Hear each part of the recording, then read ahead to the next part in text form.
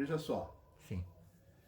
o segundo autor extremamente importante que fez uma narrativa, ou construiu uma narrativa daquilo que ele chamou de a filosofia no Brasil, foi um padre jesuíta, que inclusive é muito importante no Rio de Janeiro, porque ele foi o responsável pela criação da PUC do Rio.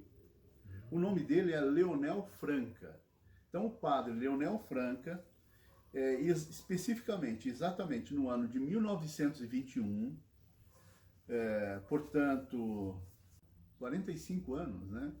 Depois do Silvio Romero, que havia escrito um texto sobre filosofia no Brasil, né, em 1876, publicou um capítulo numa história que ele havia escrito, numa história da filosofia.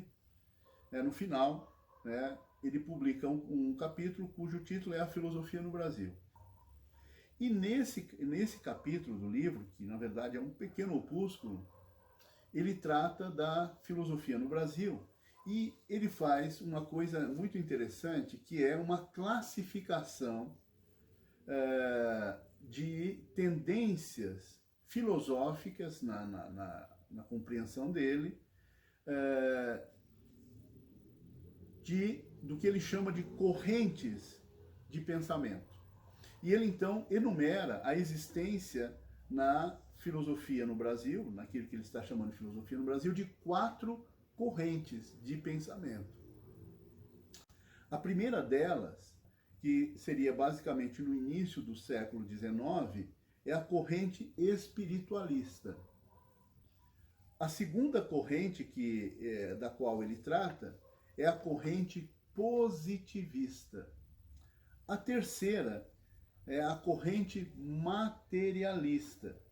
E a corrente, que não seria propriamente uma corrente, mas ele faz uma classificação, ele chama de panpsiquismo panteísta. Então ele trata dos espiritualistas, dos positivistas, dos materialistas e do panpsiquismo. Bom, na corrente espiritualista, ele faz uma classificação interessante. Ele divide a corrente em 3 grupos. O primeiro grupo seriam os ecléticos, e entre os ecléticos ele coloca o Francisco Monte Alverne, o Moraes e Vale e o Eduardo Ferreira França. E um segundo grupo ele chama de ontólogos e idealistas. E daí ele coloca ali o Gonçalves de Magalhães e o padre Patrício Muniz. E por fim, né, os escolásticos. E aí ele coloca um tal de Moraes Torres, o José Soriano de Souza, o Vicente Cândido Figueira de Saboia. Então ele vai acrescentando alguns novos autores, ou alguns autores que não foram abordados pelo Silvio Romero, né? Bom, então são esses os autores que ele coloca dentro da corrente espiritualista.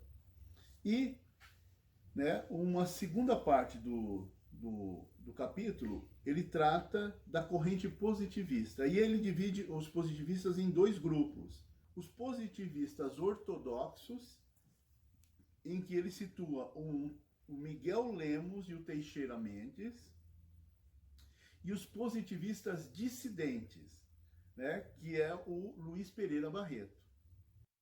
E na corrente materialista, ele divide em 2 grupos, os materialistas transformistas e os monistas evolucionistas. Bom, quem ele coloca no grupo dos materialistas transformistas?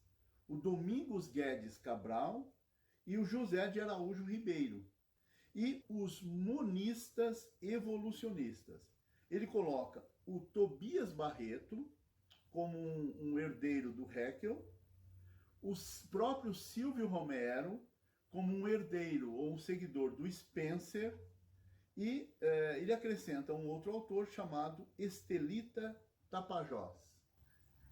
E por fim, né, a quarta corrente que é o panpsiquismo panteísta. E nesse ponto ele coloca o Raimundo de Farias Brito, que ele faz um tratamento específico do Farias Brito, né, que ele considera o grande filósofo brasileiro. Então, basicamente esse é o conteúdo da obra do Leonel Franca. Então, o que está fazendo o Leonel Franca? Ele está organizando pela primeira vez, coisa que naturalmente o Silvio Romero não havia feito, ao menos no texto A Filosofia no Brasil, embora me pareça que ele tenha tentado algumas organizações em outros textos, mas o Leonel Franca faz uma sistematização. Divide, portanto, o pensamento filosófico no Brasil em 4 correntes e classifica internamente a cada corrente grupos de filósofos, né, ou daquilo que ele entende por filósofos. Veja, é uma coisa interessante em relação a essa classificação. É claro que ela tem, naturalmente, um cunho didático. Ele pretende apenas fazer, né, ali uma disposição organizada dos autores e das ideias filosóficas. Todavia, o Leonel Franca, ele não se limita apenas a apresentar o autor, ele também é um crítico. Então ele faz crítica filosófica aos autores. E, naturalmente, por ele ser um religioso, ele faz uma crítica muito pelo viés religioso. Então ele se contrapõe a muitos desses autores, aponta aquilo que na opinião dele são erros, são equívocos filosóficos. Então, no caso do Leonel Franca, há uma certa tendenciosidade na avaliação crítica. Muito embora, né, às vezes, na apresentação do conteúdo das ideias ou do pensamento desses autores, ele tenha uma certa isenção.